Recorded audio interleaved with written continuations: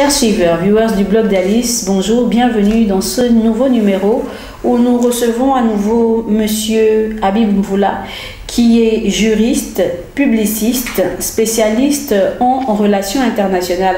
Avec lui, nous évoquerons, nous parlerons de la Cour pénale internationale, de son action en Afrique principalement et au Gabon plus précisément. Monsieur Habib Mvoula, bonjour. Bonjour Nadège. Bienvenue dans le blog d'Alice. Merci beaucoup. Déjà, qu'est-ce que la Cour pénale internationale? Voilà, mais je vous remercie déjà de me donner une fois de plus l'opportunité d'être avec vous. Alors, tout ce qu'il faut savoir sur la Cour pénale internationale, c'est très simple. La Cour pénale internationale, c'est donc l'institution judiciaire internationale qui a été créée pour régler la question des crimes qui sont dotés d'une certaine gravité. Et aujourd'hui, il y a 3 crimes principaux qui ont été retenus. Le crime de génocide, crime de guerre et crime contre l'humanité. Voilà. Et pour rajouter, en réalité, les États ne sont pas tombés d'accord sur la définition de crime d'agression.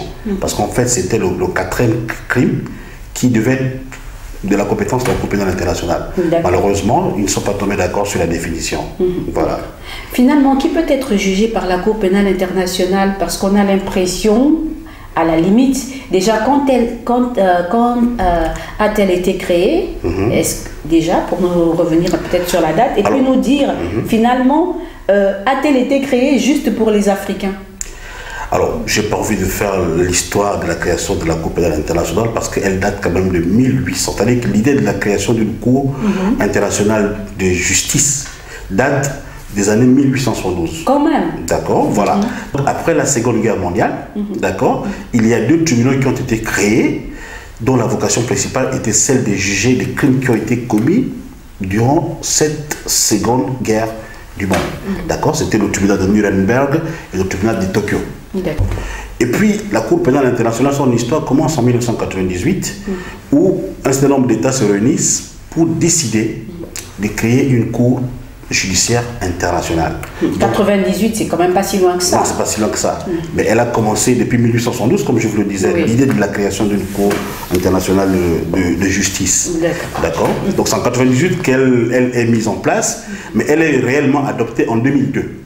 C'est en 2002 que le traité de Rome est véritablement créé pour donner naissance à cette Cour pénale internationale.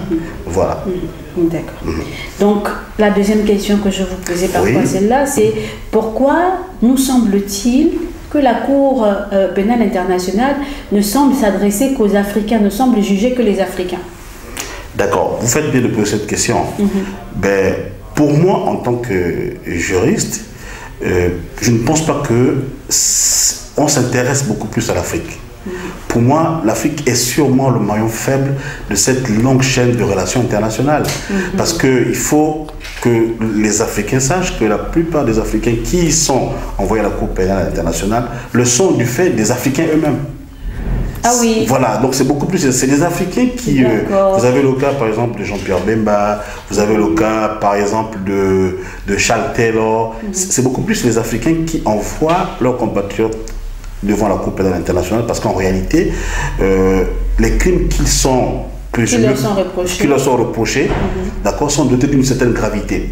Et vous remarquerez également que dans la plupart des codes pénaux africains, ou pas même ceux d'Europe, il n'y a pas ces crimes-là ne sont pas qualifiés à l'intérieur. D'accord. Vous prenez le code pénal du Gabon, il n'y a pas forcément crime contre l'humanité, crime de guerre ou crime de génocide. D'accord. Parlons justement du cas spécifique du Gabon. Qui avait compétence au lendemain donc de la situation qui a prévalu avec la présidentielle 2018, qui avait donc compétence à saisir la Cour pénale internationale? Était-ce le pouvoir ou l'opposition finalement?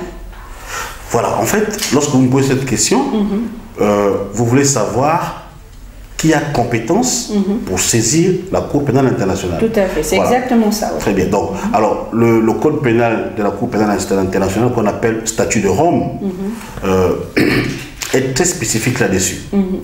Il y a 3 modes de saisine de la Cour pénale internationale. Il y a ce que l'on appelle l'autosaisine, l'autosaisine du procureur. Donc, le procureur de la Cour pénale internationale a vocation à se saisir d'une situation lorsqu'il est clairement signifié que dans un État parti, d'accord, des crimes ont été commis, des crimes d'une certaine gravité, donc relevant de la compétence de la Cour, ont été commis dans ce pays. D'accord. Donc le procureur de la Cour peut se lancer dans une sorte d'enquête préliminaire pour véritablement déterminer si les crimes qui y sont commis, d'accord, ont vocation à faire l'objet de poursuites de la part de la Cour. D'accord. Voilà. Il y a le deuxième mot de saisine, c'est la saisine par un État parti. Un État qui est parti à la Convention donc, qui crée la Cour pénale internationale a également vocation à saisir la Cour pénale internationale. Ce fut le cas du Gabon. D'accord. Je pense que les autorités gabonaises, après les élections, après l'affaire post-électorale, les difficultés qu'on a vues, d'accord, s'est saisi de cette situation pour pouvoir intenter une action devant la Cour pénale internationale. Malheureusement, Madame Bensouda, après longue analyse au niveau de la Cour pénale internationale, s'est rendu compte que les faits n'étaient pas aussi important pour être jugé au niveau de la Cour pénale internationale. Donc, pourquoi vous dites malheureusement? Malheureusement parce que les compatriotes opposants qui se sont prévalus de cette veste-là pour pouvoir intenter une action, déjà ils n'avaient pas vocation, parce que parmi les mots de saisine, ils n'y sont pas concernés. Ce n'est pas une question d'individu, c'est soit des ONG, mais les ONG ne peuvent se prévaloir de ce droit-là que si il s'approche donc du président, en fait, de la présidente de la Cour, d'accord, du procureur de la Cour, d'accord. Les ONG peuvent se rapprocher du procureur de la Cour pour lui donner ce nombre d'informations, d'accord. Et puis, le troisième mot de saisine, c'est la saisine par le Conseil de sécurité.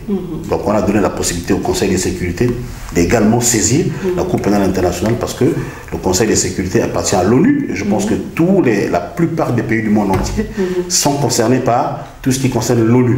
D'accord. Voilà. Justement, parlons du reste des pays, du reste des pays, notamment ceux qui sont reconnus à l'ONU. Pourquoi les grands États, ceux qui sont considérés comme les grands États, vous avez par exemple les États-Unis, pourquoi est-ce que eux apparemment n'ont pas ratifié ce traité de ce Rome? traité, voilà. Pourquoi? Les États-Unis ne sont pas les seuls. Il y a avec les États-Unis, la Russie, la Chine, l'Inde, Israël. En fait, les grandes puissances. Voilà. Et aussi les 20 pays arabes ont catégoriquement refusé de signer ce traité. Et pourquoi? Parce que simplement les États-Unis, pour prendre cet exemple précis, les États-Unis s'opposent à toute compétence internationale capable d'annihiler leurs actions.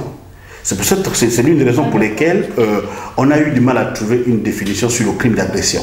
Parce que les États-Unis sont reconnus comme l'un des rares pays au monde qui fait valoir son hégémonie dans des États souverains. D'accord. Vous avez un exemple hein, pour l'illustrer. Le fils de Charles Taylor a été présumé coupable des crimes qui avaient été reprochés à son père. Étant donné qu'il était américain, mais les États-Unis ont catégoriquement refusé de l'extrader à la Cour pénale internationale. Il était donc jugé aux États-Unis. Voilà. Nous allons parler de toute autre chose. Oui. Nous avons épuisé ce qui nous intéressait en ce qui concerne la Cour pénale internationale. Je rappelle que c'était un numéro spécial parce que ce sujet intéresse de nombreux Gabonais. Nous allons quand même y introduire une question politique. Vous savez que dans le blog d'Alice en général, il y a toujours une question d'actualité politique. Nous sommes à mi-chemin de la fin des élections législatives et locales au Gabon. Quel est votre regard sur le bilan à mi-parcours de ces élections, avec tout ce qu'il y a eu comme résultat? Merci. Au premier tour. Alors, tout ce que moi je peux dire, parce que moi j'y ai participé également, on avait pensé que les populations auraient infligé au PDG le sort de 2016. Mais nous nous sommes rendus compte que c'était tout sauf ça. D'accord. Et c'est le PDG qui sort beaucoup plus vainqueur dans cette élection parce que dès le premier tour, ils ont une soixantaine, près de 75, je ne sais pas trop combien, mais on est dans 70 députés déjà élus d'emblée. Donc ça veut dire que la majorité à l'Assemblée nationale est déjà pratiquement acquise.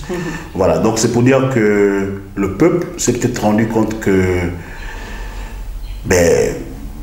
les hommes politiques de l'opposition n'avaient pas véritablement ce charisme-là de le représenter valablement, parce qu'on a vu des défections. On a vu des gens qui étaient opposants en 2016 et sont revenus dans le, bon, pas dans le PDG, mais ils sont revenus dans l'exécutif juste après. Voilà, donc tout ce que je peux dire, c'est que bon, c'est le PDG qui sont un peu vainqueurs de cette histoire. Et peut-être aussi que la population finalement a ouvert les yeux et s'est rendu compte s'est rendu compte en chemin de la véritable personnalité, du véritable engagement de certains leaders. Oui, mais là, il faut s'y rappeler un peu l'histoire dans tous les camps. Hein. il faut s'y rappeler l'affaire du pourcentage du suffrage exprimé. Hein. Il faut dire que c'est pas tous les Gabonais qui sont allés voter. Il y a eu aussi ce côté-là qu'il faut remettre en cause. Voilà, quand même eu un fort taux d'abstention. D'accord. Voilà, donc, mais dans tous les cas, ça s'est passé dans les conditions que nous souhaitions, dans l'apaisement. Il n'y a pas eu de la brutalité verbale, il n'y a pas eu. Voilà, donc, on remercie la maturité de ce peuple-là. D'accord. C'est nous qui allons vous remercier de nous avoir accordé cet entretien et nous espérons vous retrouver bientôt également pour d'autres questions juridiques, pourquoi pas. Merci beaucoup. Merci à vous également de nous avoir suivis. On se retrouve très bientôt pour un nouveau numéro du Blog d'Alice.